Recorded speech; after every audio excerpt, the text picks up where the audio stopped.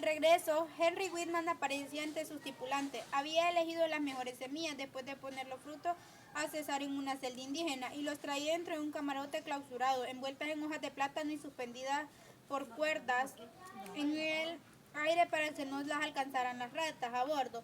Todo el resto del barco iba vacío. En Belén do Paro, frente a la desembocadura del río Whitman, invitó a las autoridades en gran banquete. El inglés tenía fama de chiflado. Se había en toda la Amazonia que coleccionaba orquídeas. Explicó que llevaba por encargo al rey de Inglaterra una serie de bulbos de orquídeas raras que en el jardín de Quid, como eran plantas muy delicadas, explicó, los tenía en un gabinete hermeático cerrado, a una temperatura especial. Si la abría se arruinaban las flores. Así las semillas llegaron intactas a los muelles de Liverpool.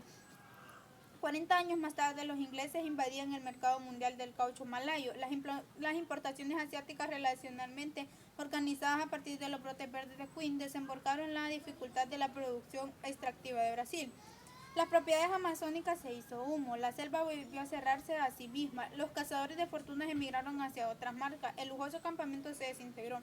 Quedaron, sí, sobreviviendo como podían los trabajadores que habían sido aserrados muy lejos para ser puestos al servicio de la aventura ajena incluso para el propio Brasil, que no había hecho otra cosa que responder a participar en lo mínimo en el verdadero negocio del caucho. La sirena se quedó muda hasta que durante la Segunda Guerra Mundial el caucho de la Amazonia brasileña cobró un nuevo empuje transitorio. Los japoneses habían ocupado la Malasia y las potenciales aliadas a Perú fue sacudida.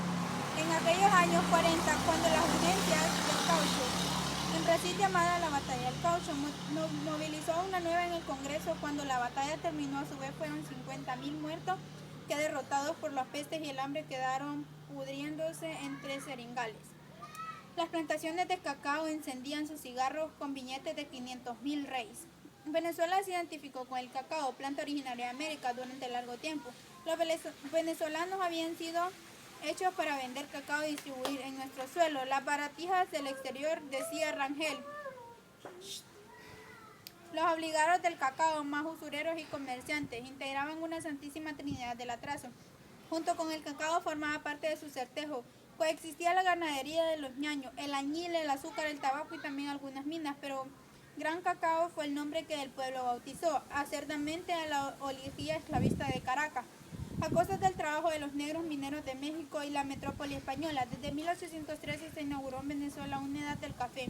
Café exigía como el cacao, tierras de veintereles o valles cálidos. Pese a la erupción del intruso, el cacao continuó de todos modos su expansión invadiéndose a los suelos húmedos de Capurú. Venezuela siguió siendo agrícola, condenada al calvario de las caídas cíclicas de los periodos del café y el cacao. Ambos productos serían las capitales que harían posible la vida parasitaria, puro despilfarro de sus sueños, sus mercaderes y sus manantial de petróleo. A partir de entonces el petróleo dominó la vida del país. La explosión de la nueva fortuna vino a dar la razón con más de 4 siglos de atraso. Las expediciones de descubridores españoles, buscando sin suerte al príncipe que se bañaba en oro, habían llegado a la locura de confundir a una adabuela de Macairo con Venacia, espejismo que en Venezuela debe su nombre, y Colón había creído que el Golfo de Paria nacía en el paraíso terrenal. En las últimas décadas del siglo XVIII se desató la glotonería de los europeos y los norteamericanos por el chocolate. El progreso de la industria dio un gran impulso a las plantaciones de cacao en Brasil y estimuló la producción de las viejas plantaciones de Venezuela y Ecuador. En Brasil el cacao hizo su ingreso impetuoso en el escenario económico al mismo tiempo que el caucho, y como el caucho dio trabajo a los campesinos del noreste, la ciudad de El Salvador, en la bahía de Todos los Santos, había sido una de las más importantes ciudades de América como capital de Brasil y del azúcar, y resucitó entonces como capital del cacao. Al sur de la bahía, desde Rebocao hasta el estado del Espíritu Santo, entre las tierras bajas del litoral y la cadena montañosa de la costa, latifundios continuaban proporcionando en nuestros días la materia prima de buena parte del chocolate que se consume en el mundo. Al igual que la caña de azúcar, el cacao trajo consigo monocultivo y la quema de bosques, la dictadura de la cotización internacional y la penuria sin tregua de los trabajadores. Los propietarios de las plantaciones que vienen en las playas de Río de Janeiro y son más comerciantes que agrícolas provienen de ese destino una sola pulgada de tierra a otros cultivos. Sus administradores suelen pagar en los salarios especiales charque, harina, frijoles, cuando los pagan en dinero. Los campesinos reciben por un día entero de trabajo un jornal que equivale al precio de un litro de cerveza y debe trabajar un día y medio para poder comprar una lata de leche en polvo. Brasil disfrutó un buen tiempo de los favores del comercio internacional. No obstante, desde el pique encontró en África serios competidores. Hacia la década del 20, Yaguas había conquistado el primer lugar. Los ingleses habían desarrollado la plantación de cacao en gran escala con métodos modernos. En este país por entonces era colonia y se llamaba Costa de Oro. Brasil cayó al segundo lugar y años más tarde el tercero como proveedor mundial de cacao. Pero hubo más un periodo que nadie hubiera podido creer, que un destino mediocre guardaba en las tierras fértiles del sur de Bahía. Invictos todo a lo largo de la época colonial, los suelos multiplicaban los frutos, los peones partían las bayas o golpes de facón, juntaban los granos, los cargaban en carros para que los burros los condujeran hasta las artesanas. Y se hacía así precio talar cada vez más bosque, abrir nuevos claros, conquistar nuevas tierras a filo de machados. Ni siquiera sabían quién gobernaba Brasil, hasta que no hace muchos años todavía se encontraban trabajadores de facendas convencidos de que don Pedro II, el emperador, continuaba en el trono. Los amos del cacao se registraban las manos, ellos sabían o creían que sabían. El consumo del cacao aumentaba y con él aumentaban las cotizaciones y las ganancias. El puerto de Ineus, por donde embarcaba casi todo el cacao, se llamaba la Reina del Sur, y aunque el Anguise, allí donde quedaban los sólidos paquetes de la Parendiu, amueblaron con costoso y pésimo gusto. Jorge Amado escribió varias novelas sobre el tema, así requiere la etapa del alza de precio. Ineus y la zona del cacao nadaron en oro, se bañaron en champa, durmieron con franceses llegados del Río de Janeiro. Entrinaron el más chic de los cabaretes de la ciudad, el coronel Maneco Dantas encendía cigarros con billetes de 500.000 reis, repitiendo el gesto de todo funcionamiento. Ricos del país de alzas exteriores del café, el caucho, el algodón y el azúcar. Con alza de estabilidad se hizo cada vez más estereotipo y tierras fueron cambiando de dueño. Empezó el tiempo de los millonarios mendigos, que los pioneros de las plantaciones creían que su sitio a los explorarlos se apoderaban ejecutando deudas de las tierras. En apenas 3 años, 1959 y 1965, por no tener más que un ejemplo, el precio internacional del cacao brasileño y almendras se redujo a una tercera parte. Posteriormente, la tendencia de alza de los precios se ha sido capaz de abrir. Por cierto, a las puertas de la esperanza de la CEPAL augura breve vida de la curva de ascenso. Los grandes consumidores del cacao de Estados Unidos, Inglaterra, Alemania Federal, Holanda, Francia estimulan competencia cacao africano y que el produce Brasil y Ecuador para comer chocolate barato. Provocan así disponiendo como disponen de los precios, periodos de presión que lanzan a los caminos de los trabajadores que el cacao expulsa. Los desocupados buscan árboles bajo los cuales dormir y bananas verdes para engañar el estómago. No comen, por cierto, los finos chocolates europeos en Brasil. Tercer productor mundial del cacao. Importa increíblemente desde Francia y desde Suiza.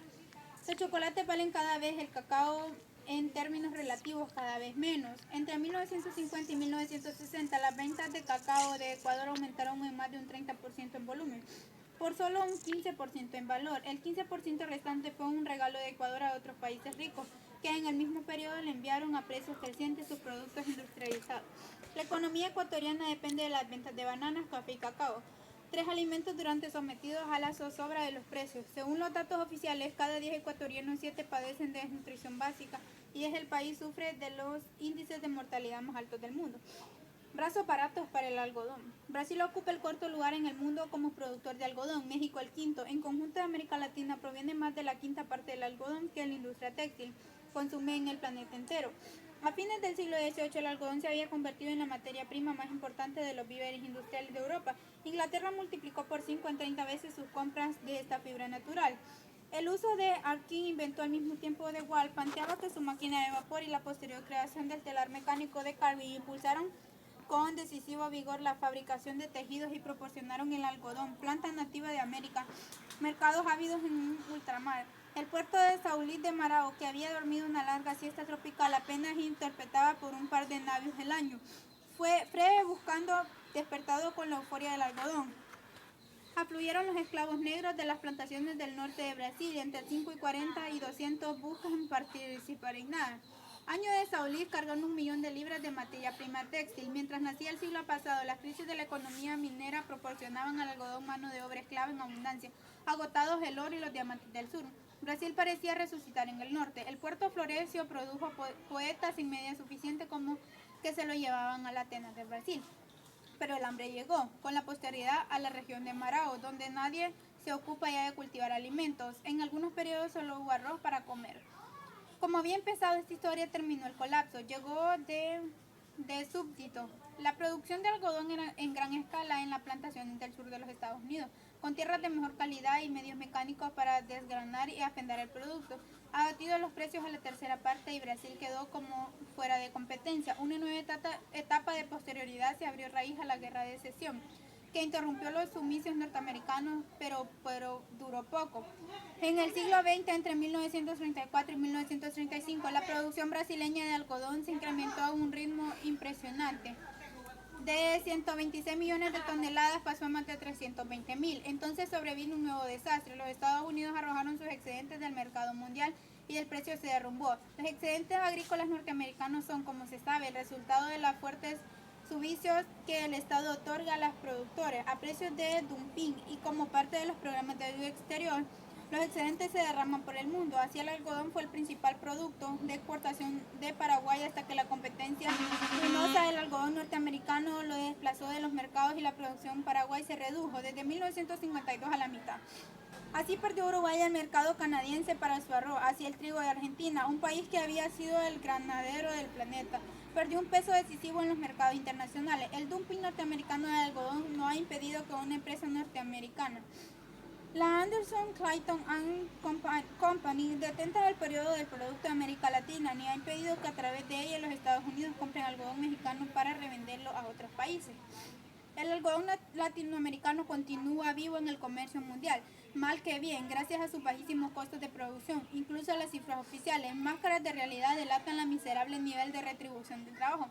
En las plantaciones de Brasil, los salarios del hambre alternan con el trabajo servil. En las de Guatemala, las propiedades se enorgullecen de pagar salarios de 19 quetzales por mes. El quetzal equivale nominalmente al dólar. Y por eso fue mucho. Ellos mismos advierten que la mayor parte de líquido en especies al precio por ellos fijado. En México, los jornaleros que deambulan en zafra, cobrando $1.50 la jornada, que solo padecen la subocupación, sino también como consecuencia la subnutrición. Pero mucho es la situación de los obreros del algodón en Nicaragua. Los salvadoreños que suministran el algodón a las industrias textiles de Japón consumen menos calorías y proteínas que los habitantes hindúes. Para la economía de Perú, el algodón es la segunda fuente agrícola de divisas. José Carlos Marechetti había observado que el capitalismo extranjero es su perenne búsqueda de tierra, brazos y mercados tendía a apoderarse de los cultivos de exportación de Perú a través de la ejecución de hipotecas de los terramientos endeudados. Cuando el gobierno nacionalista del general Velasco Alvarado llegó al poder en 1968, estaba en explotación al menos la sexta parte de las tierras del país aptas para la explotación intensiva. El ingreso por la capital de población era 15 veces menor que la de Estados Unidos y el consumo de calorías parecía entre las más bajas del mundo, pero la producción del algodón seguía, como el del azúcar, regida por los criterios ajenos a Perú que había anunciado Maneguetti. Las mejores tierras compañías de la costa estaban en manos de las empresas norteamericanas o de terratenientes que solo eran nacionales en un sentido geográfico. Al igual que la burguesía limeña, 5 grandes empresas, entre ellas 2 norteamericanas, la Anderson, Clayton y la Grace, tenían en sus manos las exportaciones de algodón y de azúcar y contentaban también con sus propios complejos agroindustriales de producción.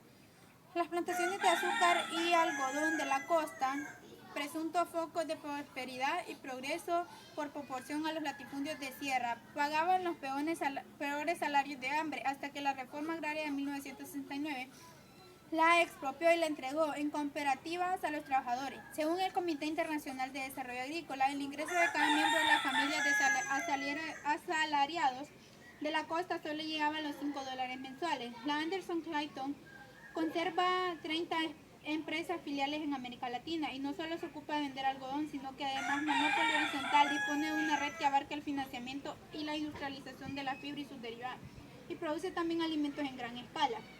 En México, por ejemplo, aunque no posee tierras, ejerce todos los modos de su dominio sobre la producción de algodón. En sus manos están, de hecho, los 80.000 mexicanos que lo cosechan. La empresa compra a muy bajo precio la excelente fibra de algodón mexicano porque previamente dan las cosechas al precio con la que ella abre el mercado.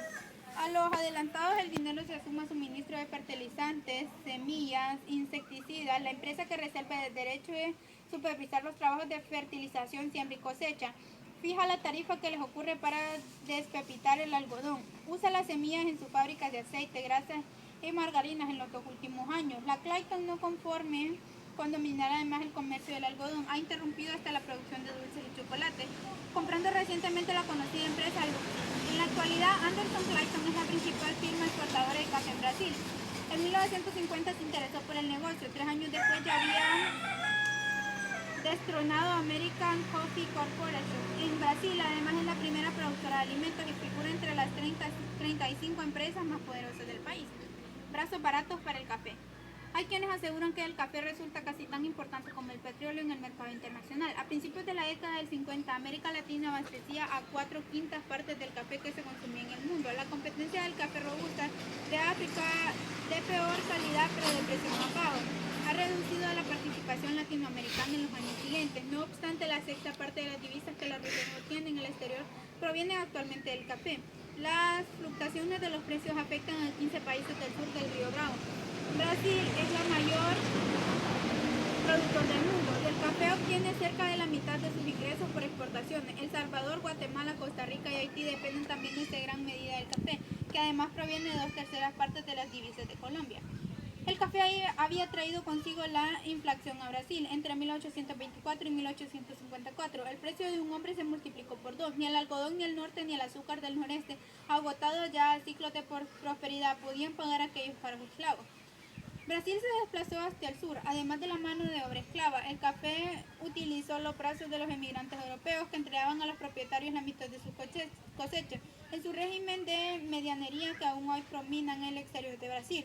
Los turistas actualmente atraviesan los bosques de Tijuca para ir a nadar en sus aguas de la Barra. Ignoran que allí, en las montañas que rodean el río Janeiro, hubo grandes cafetales hace más de un siglo.